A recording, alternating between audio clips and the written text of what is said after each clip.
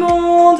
Ça fait un bail qu'on n'a pas fait de nouvelles vidéos, alors on a été très occupées toutes les deux. On vous revient avec une vidéo qui nous a été beaucoup demandée. On va voir ensemble 5 possibilités pour rafraîchir un petit peu votre hamster pendant les périodes très chaudes, parce que oui, on y arrive, surtout dans certaines régions. Alors, le tout premier point qui est très important, qui est déjà important en temps normal, évidemment, il faut absolument aérer la pièce dans laquelle se trouve le hamster.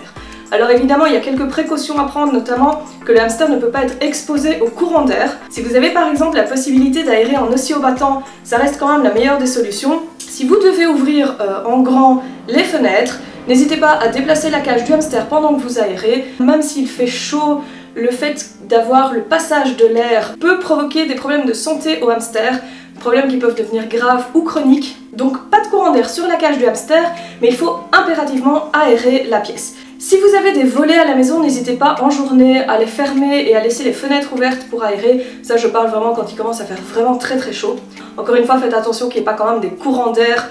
Une petite parenthèse pour ceux qui ont par exemple des bin cages, des cuves d'aquarium, des terrariums, donc des choses qui sont plus fermées. Donc on vous recommande toujours de mettre beaucoup d'aération, c'est-à-dire que si vous avez par exemple un terrarium que vous faites vous-même, vous mettez une aération de chaque côté plus une soit derrière soit au-dessus. Donc absolument, il faut que l'air puisse circuler. Donc si vous ne mettez qu'une seule source d'aération, l'air ne sait pas vraiment circuler. Les bin cages, les cuves d'aquarium, on vous recommande toujours d'avoir tout le toit grillagé. C'est d'autant plus important quand il fait chaud en été comme maintenant. On n'est pas encore en été, mais c'est pas grave.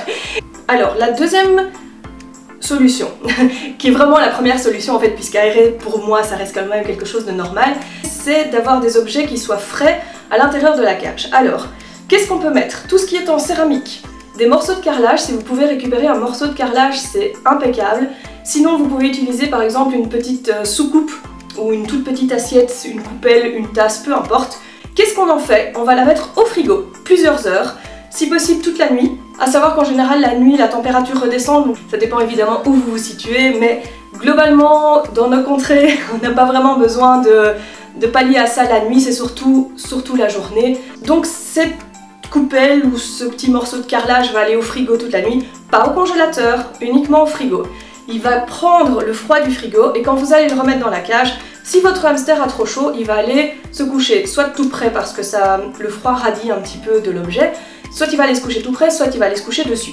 On va éviter par contre de mettre l'objet au congélateur et on va éviter tout ce qui est les blocs de glaçons ou les blocs, comment on appelle ça, qu'on met dans les glacières. Même si vous enroulez quelque chose autour, c'est quand même vraiment pas l'idéal, ça reste très froid. Vous pouvez avoir un choc thermique avec ce genre de choses, donc c'est vraiment pas l'idéal. L'idée c'est quand même qu'il ait une place où il puisse rester, donc où il puisse se mettre, et pas quelque chose de totalement froid. Privilégiez plutôt le frigo. Troisième point, il faut impérativement penser à changer absolument son eau plus souvent. L'eau qu'il boit doit être plutôt fraîche, donc à température ambiante mais plutôt en bas qu'en haut.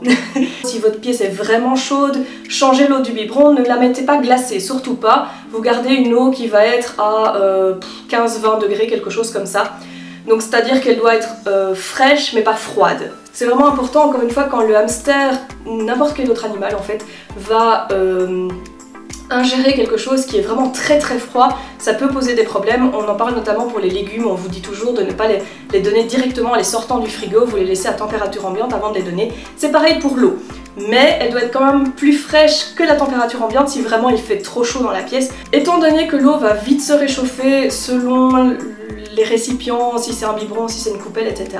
N'hésitez pas évidemment à la changer plus souvent. Si c'est une coupelle d'eau, ce que vous pouvez faire aussi, c'est mettre la coupelle au frigo, puis donner de l'eau à température ambiante et ça va un petit peu se réguler, votre eau va être un petit peu plus fraîche, la coupelle va se réchauffer un petit peu et vous faites d'une pierre deux coups. Voilà. Quatrième point, si l'habitat de votre hamster est en hauteur, n'hésitez pas à le mettre au sol, sauf si vous avez des dangers au sol, par exemple un animal qui va tourner autour de la cage, que le hamster n'a pas l'habitude, etc. Mais si vous en avez la possibilité, n'hésitez pas à mettre la cage au sol, sachant que la chaleur monte, forcément il va faire plus frais au sol qu'en hauteur. Donc si vous en avez la possibilité, c'est aussi une très bonne astuce. Ce que vous pouvez faire aussi, c'est déplacer la cage dans une pièce qui sera plus fraîche, même si elle est moins fréquentée, même si c'est pas la place habituelle de l'animal, etc.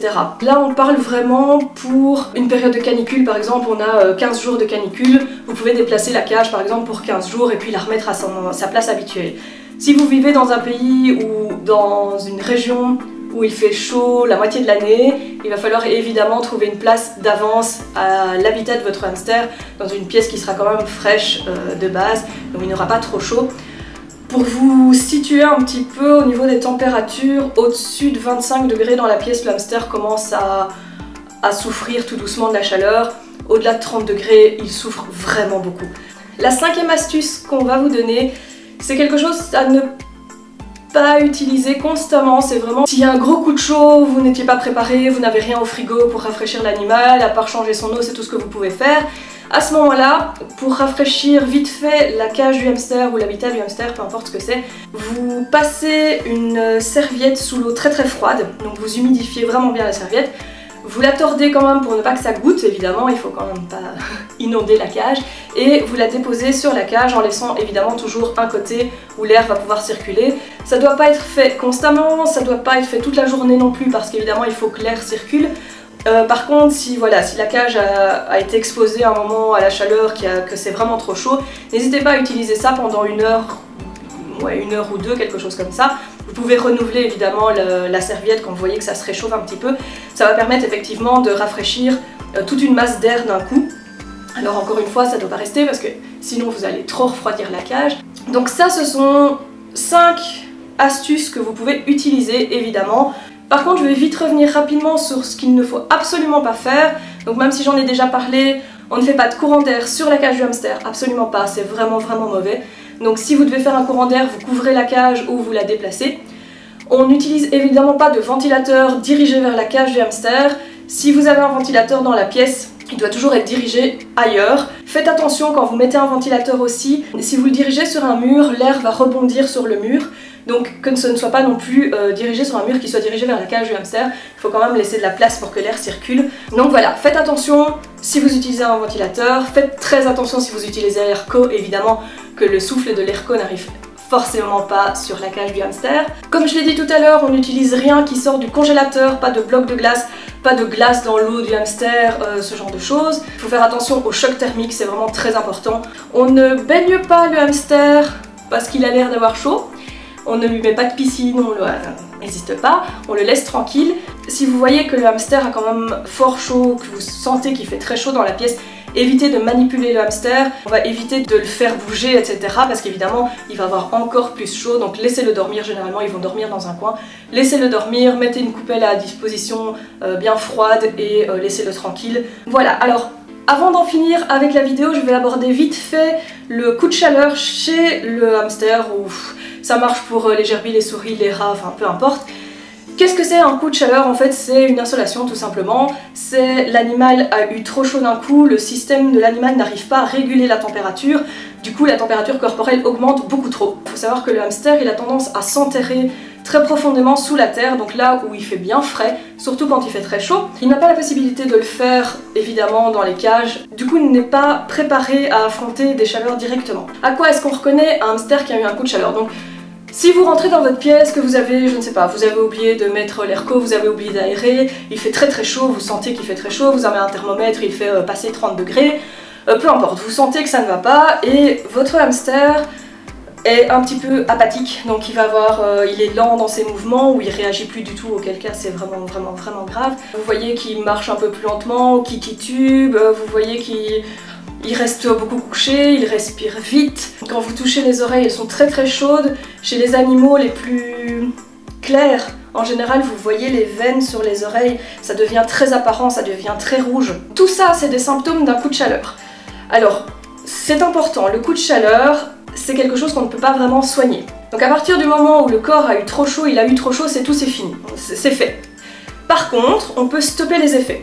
Si vous réagissez à temps et que vous arrivez à stopper l'effet, vous pouvez limiter les dégâts. Alors à savoir que le coup de chaleur, ça va affecter tout le corps, y compris le cerveau. Le cerveau donc qui est responsable de tous les moteurs du corps.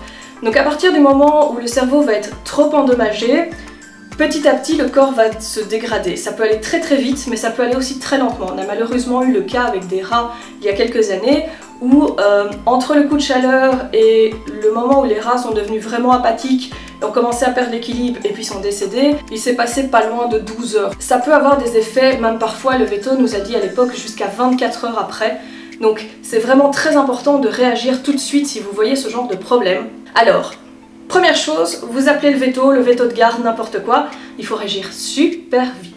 Pendant que vous appelez le veto et que votre conjoint, votre frère, votre soeur, votre maman prépare la boîte de transport, prépare la voiture, etc., vous allez prendre le hamster, en particulier les animaux qui sont déjà apathiques, qui se laissent faire, et vous voyez que ça va vraiment pas, surtout chez ceux-là, vous allez les passer sous l'eau.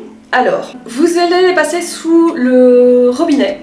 On ne mouille pas la tête, on ne mouille pas les yeux, on ne mouille pas les oreilles, donc faites très attention. Le but c'est de le laisser sous le jet d'eau. L'eau doit être tiède, donc elle doit être à température corporelle pour l'animal. Donc ça veut dire que vous allez être à 30, je vais dire même entre 30 et 35 pour rafraîchir un petit peu. Pas d'eau froide, sinon vous allez tuer l'animal définitivement. Pas d'eau chaude, évidemment. Il faut en gros que l'eau ait presque la température que l'animal doit atteindre, et donc vous allez le laisser aussi longtemps que possible sous l'eau. Si vous n'avez pas de rendez-vous veto tout de suite, vous téléphonez à un autre veto, mais pendant tout ce temps-là, directement l'animal sous l'eau pendant au moins 10 minutes. Au moins, c'est vraiment le grand minimum, histoire de descendre sa température corporelle. Une fois que ça c'est fait, ou dès que vous avez la possibilité, vous allez chez le veto. Si vous avez plus de 5-10 minutes de trajet, n'hésitez pas à prendre une serviette fraîche mais pas froide et enrouler l'animal dedans, histoire de descendre un peu sa température, continuer à descendre sa température, c'est vraiment le plus important. Si l'animal est suffisamment conscient, n'hésitez pas à essayer de le faire boire, donc de l'eau pareil, fraîche mais pas froide. Le veto, il va pallier à deux choses, il va essayer de réhydrater et pareil de descendre la température, et il va pallier éventuellement aux crises convulsives parce qu'on arrive parfois assez vite à un état de crise. Donc voilà, le veto va prendre en charge et essayer de récupérer ce qu'il peut récupérer, mais encore une fois, s'il s'est passé trop de temps entre le coup de chaleur et le moment où vous le voyez, parfois ça arrive quand on n'est pas là, enfin bref, ça peut arriver n'importe quand et je suis bien passée pour le savoir. S'il se passe trop de temps entre les deux, les chances de survie de l'animal sont quand même très faibles. Donc par pitié, faites attention de base, essayez de ne pas exposer l'animal à des chaleurs trop importantes. Voilà, j'espère que ça va vous aider. Si vous avez d'autres astuces, vous pouvez évidemment les mettre en commentaire de la vidéo. Si vous avez des questions, des choses que vous n'avez pas comprises, etc., n'hésitez pas aussi à les mettre en commentaire. Je vais vous mettre le lien vers un article de mon site qui explique peut-être un peu plus en détail certains points, comme ça vous pourrez aller revoir les informations. N'oubliez pas, comme d'habitude, de vous abonner, de liker si vous avez aimé, de ne pas liker si vous n'avez pas aimé. Nous, on se dit à bientôt, on se retrouve à la prochaine vidéo. Ciao ciao.